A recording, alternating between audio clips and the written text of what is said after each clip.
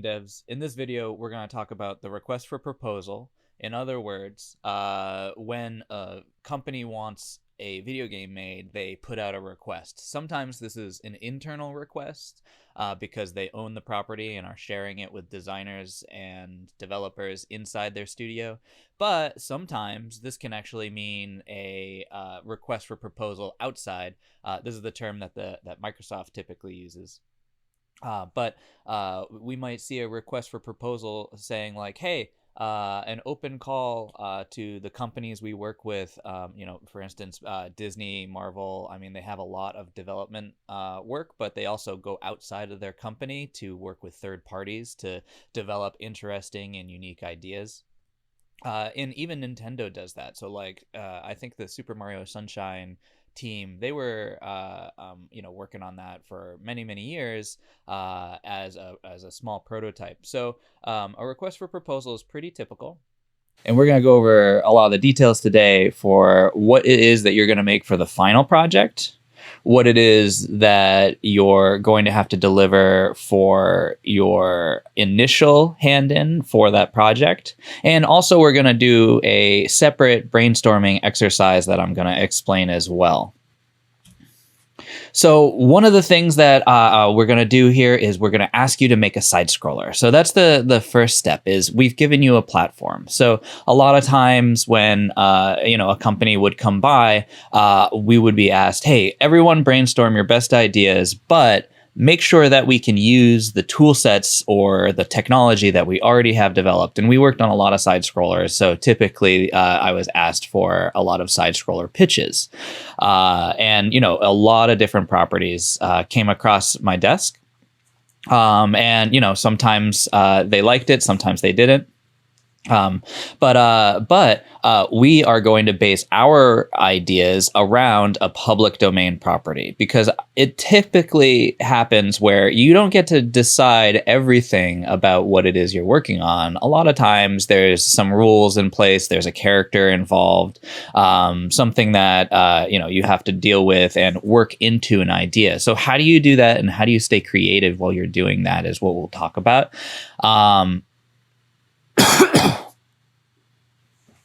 So the second thing is we're going to be using the Corgi 2D engine, and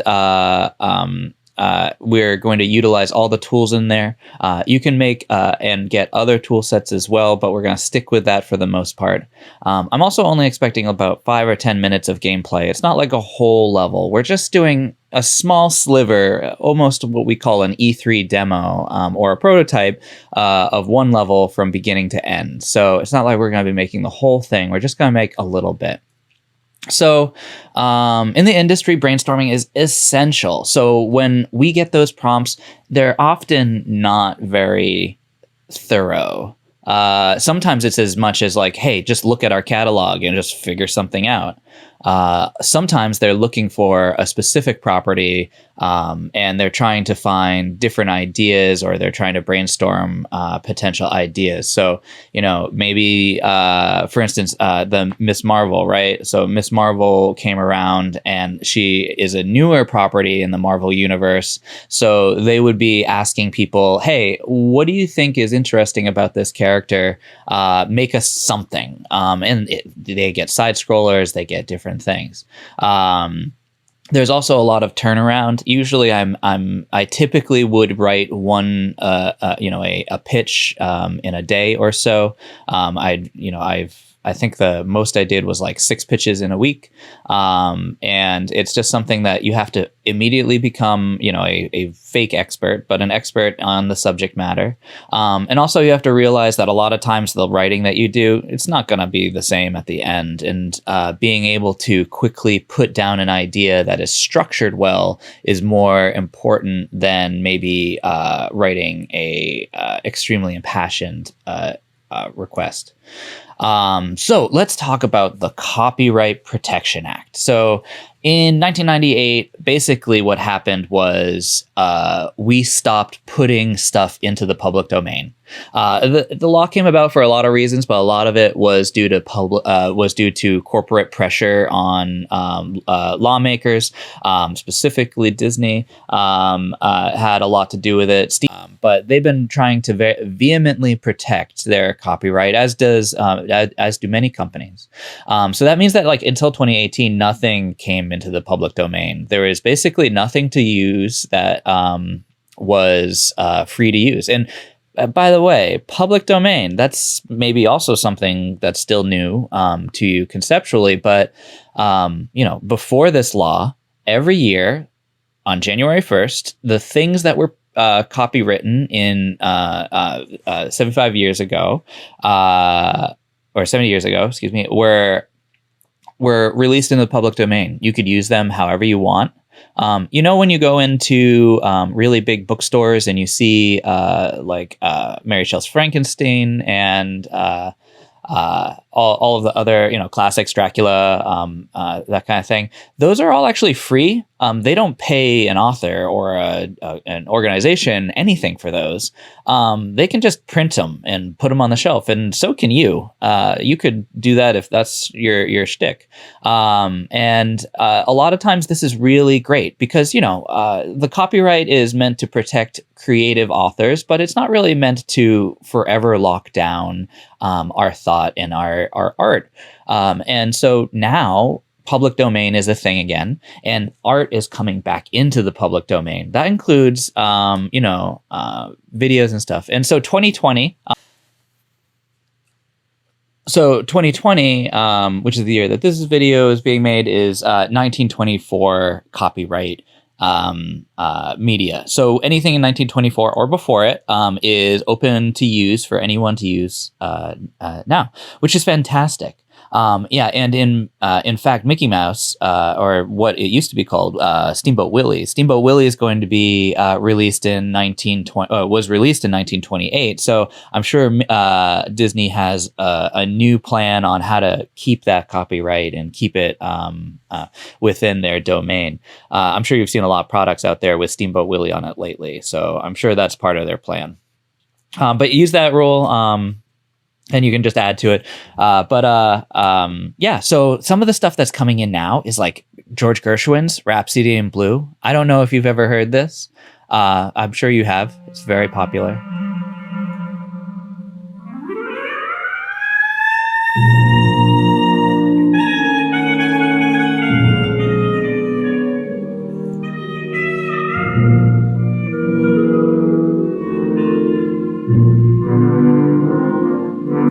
Now we'll see whether or not my channel gets copyright struck for this, or if YouTube is keeping up on their copyright law.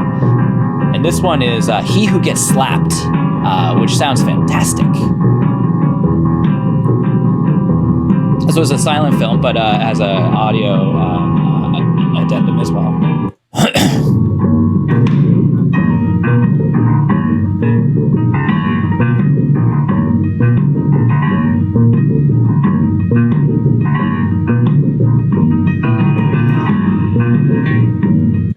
So there is a ton of stuff out there. These are just a couple bits.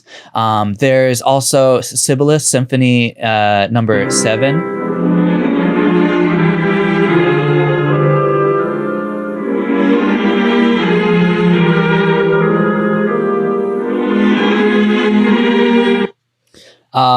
And there's also really great books like Edgar Rice Burroughs' The Land That Time Forgot.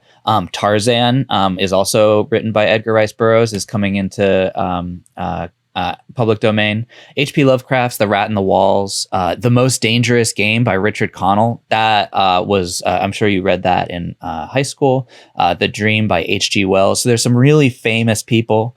The left-hand painting is Vasily Kandinsky, Contrasting Sounds. Edward Hopper's New York Pavements on the right. So artwork is also coming in the public domain and being available to use. And, this could be as simple as, hey, I want some art decorations on the wall of my character's room, maybe. Or you could use this as part of your idea and concept. It depends on what you want to do. So let's make a game, right? Brainstorming is part of the game development process. We need to figure out, how do we start from scratch? What do we do? Oh my God, what do we do? There's everything to do. And that's why I'm giving you the constraints that I am: side scroller, and a side scroller and a property based from 1924, or whatever year it is now from your syllabus.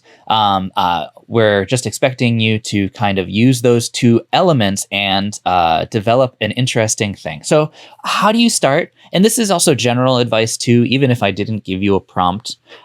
Start with something you're familiar with, something that you can be passionate about. So passion doesn't mean like always excited about it, right? What it means is, if you get up, are you going to do it on your own? Is it something that's interesting enough that you would be doing it even if you weren't in class? You came here to school because you're interested in things in general. No one is forcing you to be here. So you're already passionate. And you also need to find that little thing that'll keep you going keep you going through the development process. So using a personal connection can also very much help. When I came here to UConn, I didn't know what I wanted to do exactly. I had an idea. I wanted to work within, I wanted to create games that mattered. I wanted to create serious games. And I also wanted to create games that addressed concerns of my background, which is a Jewish background. And I wanted to work within some aspect that touched upon that field. And as I came here to UConn, and I was very much inspired as well by a board game called Train, which is created by Brenda Romero, who is a fantastic game designer as well. You should check her out, and or all of her talks. And we'll be watching some of those as well. But Brenda is an amazing designer, and she created a game that inspired me very much to come here to UConn to try to do something in that vein. And what I did is I looked around, and I knew what I was passionate about. But then I had to find material that was available at the time. And for me, the material that was available to me was the Dodd Center archives and my colleague, Professor Seglio, Dr. Seglio, and she and I both worked together and collaborated and developed a really interesting concept. But it was something unique to UConn and the Dodd archives. Dodd is one of the lawyers of the Nuremberg trials, and he donated all of his paperwork to UConn. And I'm using that within our virtual reality project. And that is our hook, as it were, that unique thing that sets it apart from everything else. We have these Dodd archives is different from everyone else's, and we're using it as part of our project. So when I was asked to do pitches for Spider-Man or Captain America, what do you all think the hooks are for those three? Spider-Man, Captain America, the Penguins of Madagascar. There could be a couple. So post your suggestions below. What do you think the hook is? And by the hook, what I mean is, what is that unique thing about that character, about that storyline, that you could base a game around, that you could base the entire gameplay mechanic around? And, I worked on all three, so I have my own thoughts on those hooks. And yeah, so we'll see what you guys think. So another really good way to do brainstorming is thinking about Nick Fontaine. In a world where something happens and then a man or a woman come across and destroy a thing, but then later a person comes from a world that we cannot see. So we can, I don't know if you ever listened to those trailers. They're a bit old now, but those were really popular back in the day. They're really easy to think about. And if you're thinking about a concept, to quickly create a trailer, I always go to that voice acting. There's a video in the description as well. The other thing I've noticed in game development in general, the best games I've seen are made for someone else.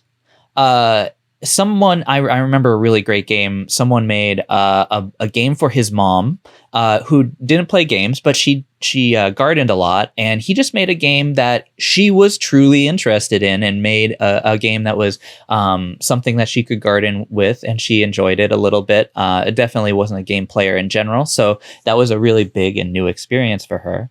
But a lot of times I hear people say like, "Oh, I have this burning idea, desire. It's been there forever," and those times,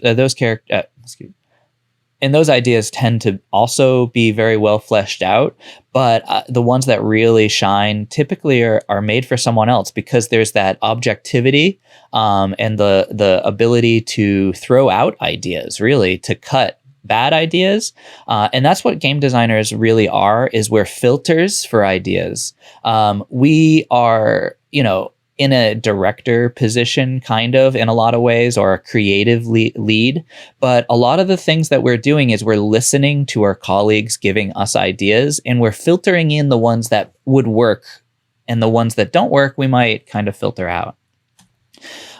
So in order to, be able to understand a concept fully, you have to really dive into your research.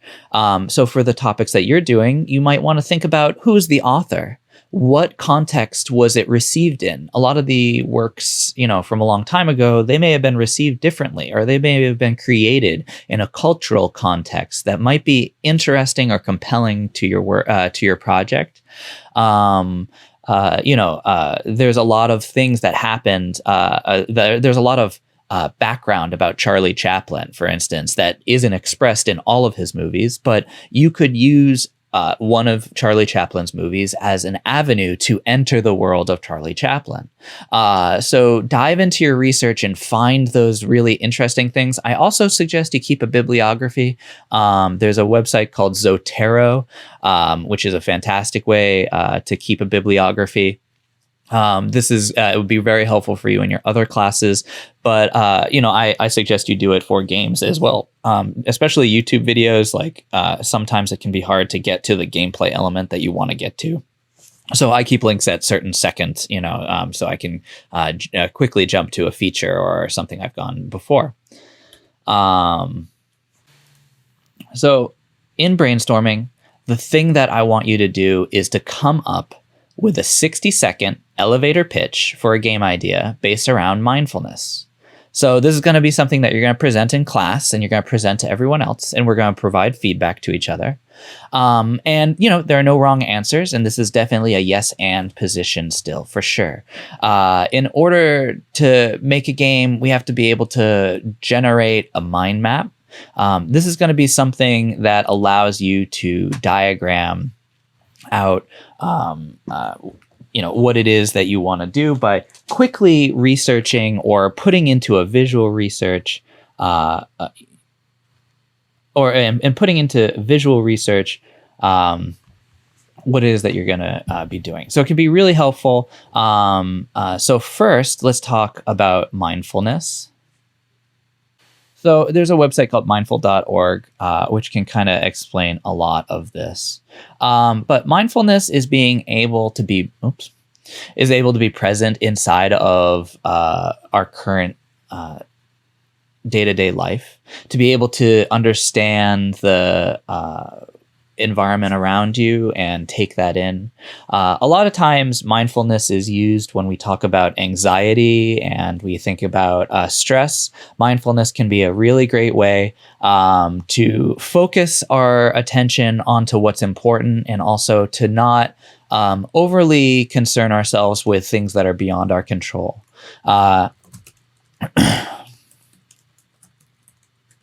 So I'd also like to mention that UConn has a mindfulness meditation area, and there's a meditation.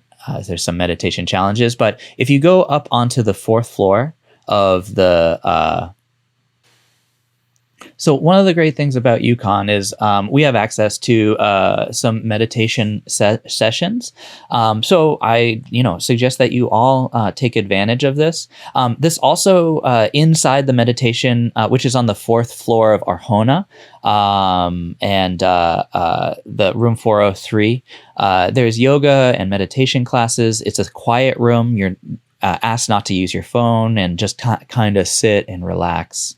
And you can just drop in. If you'd like, there's also a tool called the Muse, which is a headband that measures brain activity, which is paired with an app that's really fun. By the way, the Muse version 1 has a open access or an API, so you can actually use Muse inside Unity if you wanted to hack away at that, if that was interesting to you and if this is something that you really got into. But there's meditation opportunities for everyone. And it's a really great place to kind of relax, especially with such a hectic campus and a lot of people moving around and not a lot of places to sit down or put your stuff. So I really suggest you take advantage of it just personally if that is your shtick. And even if it's not, try it once. It'll be at least helpful for you during your brainstorming session. So get to know mindfulness.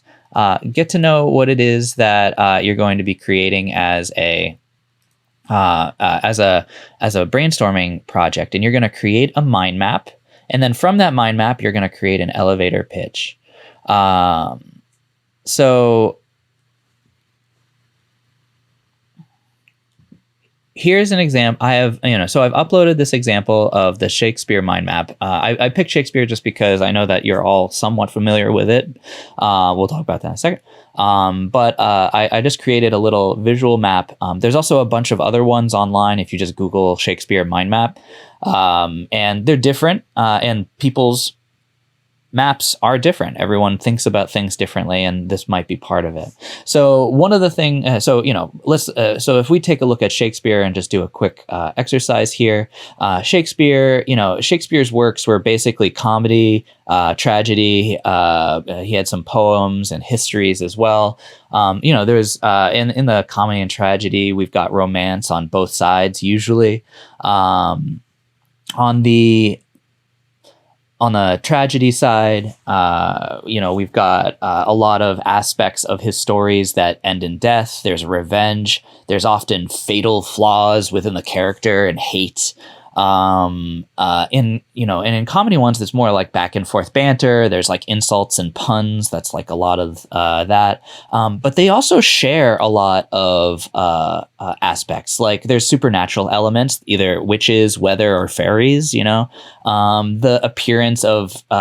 appearance of people or things are different from reality. So Midsummer Night's Dream and Puck and all that kind of stuff. People say people aren't who they say they are. That's how we get into those love triangles that Shakespeare loves so much. And it's utilized in the USA a lot as in K through 12 education. And what about his poems, right? His poems, he had some sonnets in there. They were mostly in iambic pentameter, which is rhythm and repetition and patterns, right? So maybe there's a game there.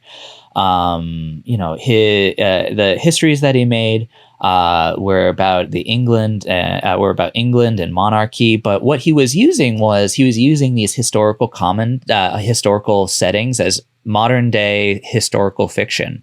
And if you read or have read about what his histories meant, it was really a cultural commentary on things that were happening during his day. And during his life, he was born in 1564, which, facts and stuff can be very helpful to set us in a thought of where things are. His wife was Anne Hathaway. He had 3 children. One died for unknown reasons when it was at 11.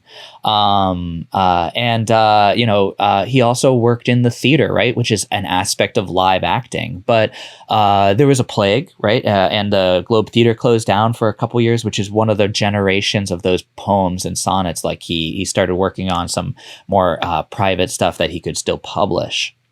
And Shakespeare's also critically acclaimed, right? The phrases that are in common vernacular, like we hear them all the time. It's been translated into every language, and there are multiple renditions of it. So this gives me a feeling of where Shakespeare is and what it is that his body of work entails. So now, how do I generate an idea from this? right? What do I make? If we were going to think about this, I'm going to just take a look at my word map. All right, so I've got poems and sonnets. What if it was like a rhythm game, but it was like a typing of the dead rhythm game in iambic pentameter, in like a poetry rhythm in which you had to type, but then hit it at the right time. Maybe something around there, or maybe just something where words are falling down the screen at a certain time, and we have to. Oh yeah, maybe it's like a DDR word waterfall, and I have to type the words in at the right time. Maybe it's like one of those like typing games. It's a high school thing. Maybe it's useful in that way. Someone might like it. What if it was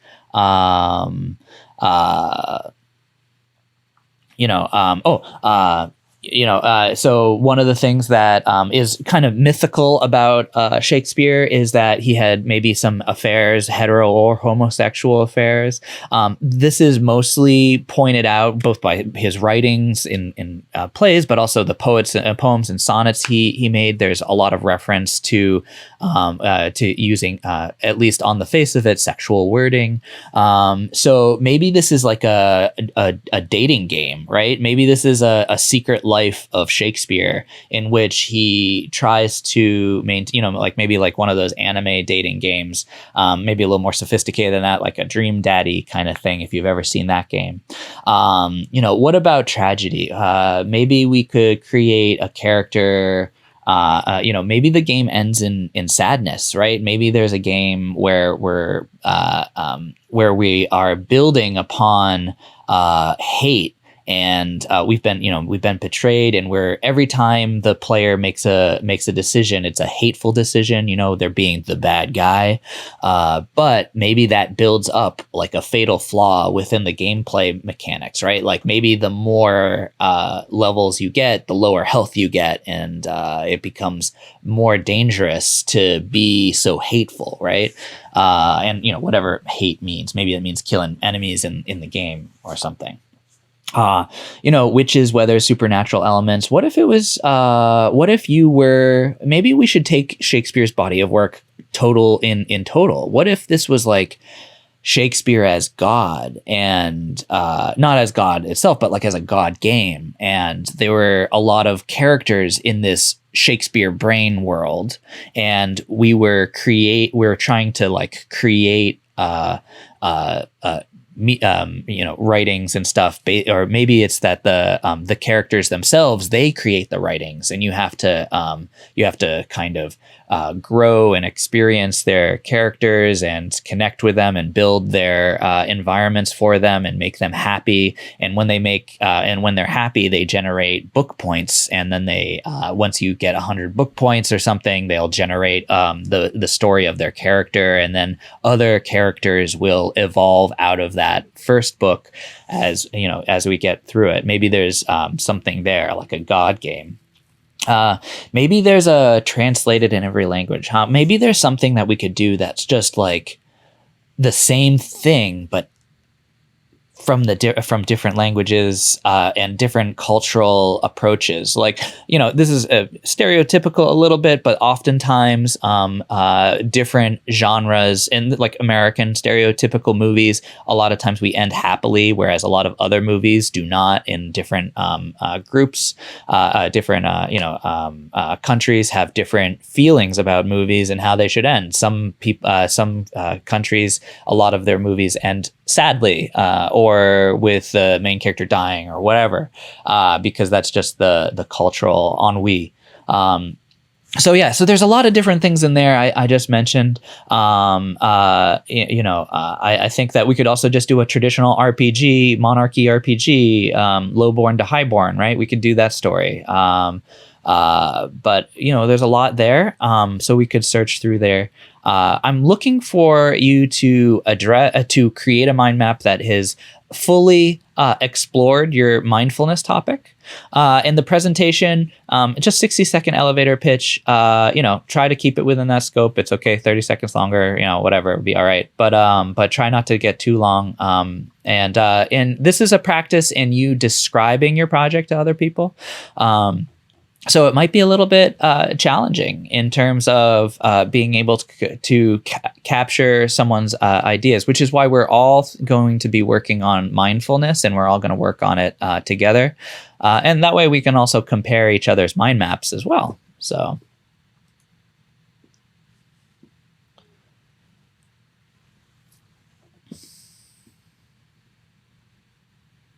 All right.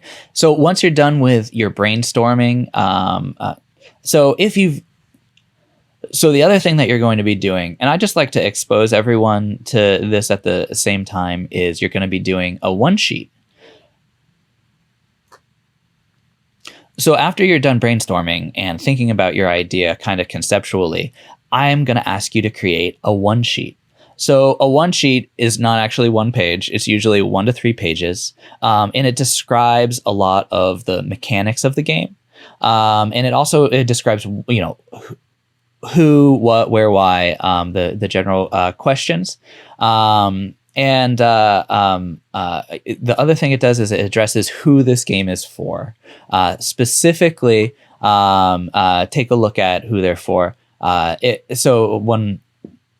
One of my most favorite examples of games that were created for someone was Boom Blocks. Boom Blocks is a game created by Steven Spielberg, and basically he really just wanted to play games with his grandkids. And if you think about it, especially back in the Wii day, those games didn't exist. There was not a game that you could play with a 6-year-old as a 60-year-old and enjoy yourself.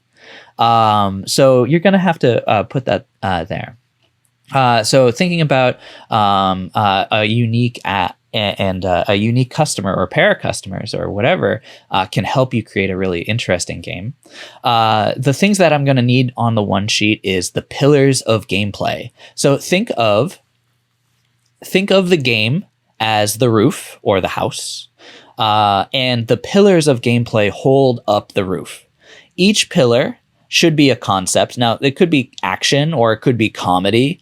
It depends. So like on Kung Fu Panda, right? That would be comedy would definitely be a very important thing to get across. Otherwise, Kung Fu Panda is not Kung Fu Panda. Because you're making a very small game, you're going to have one pillar of gameplay. And the reason why we use these pillars is because then when we come up with mechanics like, oh, I think the character should have an inventory. Then we look at our pillars of gameplay and we look at them and say, okay, if inventory is like a brick that builds up a pillar, which pillar is it supporting? Or maybe it's not supporting a pillar. Maybe it's just kind of out on its own. And that's one of the ways we can measure how games should play. You should think about the unique features and the game hooks. You should create a visual aesthetic. So a cohesive theme is important. Stuff from a lot of different places is very haphazard, and it typically is difficult to pull off well. But what are your characters' proportions? How big are things? Like Nightmare Before Christmas had a really great set of proportions that were different for each character and their house as well. So you could kind of see whose house was whose just because you could see the shape of the person would reflect on that. So, what color palettes do you use? What kind of style is it? Maybe, cartoony or whatever. More detail is better. And like, for instance, in Final Fantasy VI, there's a really skewed proportion. Their heads were way bigger than their bodies. That was a style, and that was intentional. The gameplay loop. So what is it that the player does? If you're thinking about from a board game, right? It's a turn, one turn.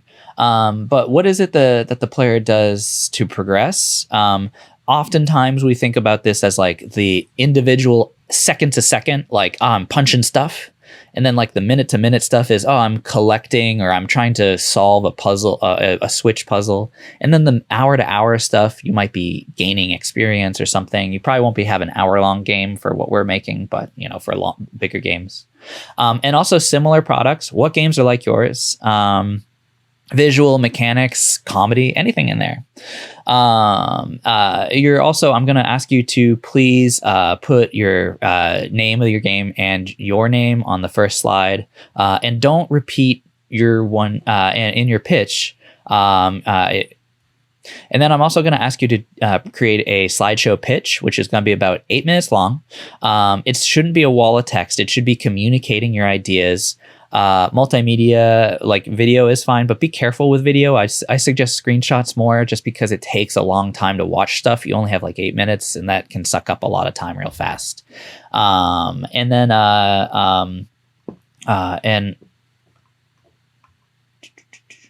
And one other thing I want to mention here is, as part of this assignment, you have to find 50 images from the internet that represent your aesthetic. So I suggest you implement these 50 images inside of your pitch document. You can also paste it to the bottom of your one sheet, but we're not going to necessarily go through that all. But I just want to take a look at a bunch of images that might be interesting or similar to your concept. So if you're working on it, if this is you're working on the advanced requirements, I'm also expecting you to do a 1-paragraph write-up for each game that you're using and hot links to video and picture and describe exactly how that game integrates with it. Don't leave it up to suggestion. You should also... I'm not expecting your presentation. If you're working on the advanced requirements, I expect your presentation to be fully gussied up with nice font and headers and all that kind of stuff. If you are just working on the regular requirements, don't worry about that. And then also for advanced developers, I'm looking for a 2-paragraph aesthetic and mechanic cohesion statement. So why is it that your video game mechanics are supporting the visual style or the story that you're trying to tell? Okay, so these one sheets, like I said, I wrote pitches, 5-6 a week. This one sheet was basically the way these pitches were created. I would write a one sheet, and then I would send it off to my boss, or send off 4 or 5 of them to my boss to read through. So these are supposed to be really rapidly done. And so practice makes perfect. We're going to start right here. I have some examples you can also take a look at, and some submission requirements just as regular. Take a look. And there's also the BioShock preliminary GDD. This is bigger than a one sheet, but I just wanted to show it to you. This is really fantastic document. This is a cover page, so it won't count. But this is the first thing they show, which is just a reading or a narrative element that allows us to kind of feel what we're supposed to feel for the game. And you should take a look at this BioShock pitch document. But the information that's important is this page right here, page 4 and page 5. So this is like what the one sheet would be, page 4 or 5. And then 4, 5, 6 maybe. This is a really concise. It goes into more detail, I would say, than a one sheet, but also this is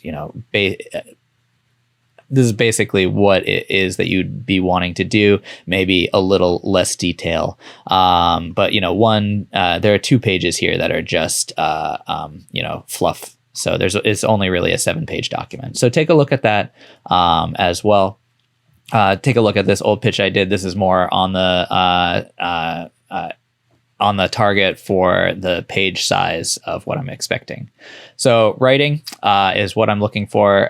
Is the game idea awesome? Is it succinct? And does it explain the content you're going to create? Like how many levels are you going to have? How many characters? And specifically, like I'm going to have an eagle and whatever it is. If you can explain it more as a pantheon, or as by not itemizing everything, that's also helpful. Like I'm going to have 8 creatures. Each one's going to be a different kind of quadruped, who knows, or dragon. We'll see how they go later on. So yeah, that'll be it. Once you're done with this digital one sheet, we're all going to present this and our presentation to the class.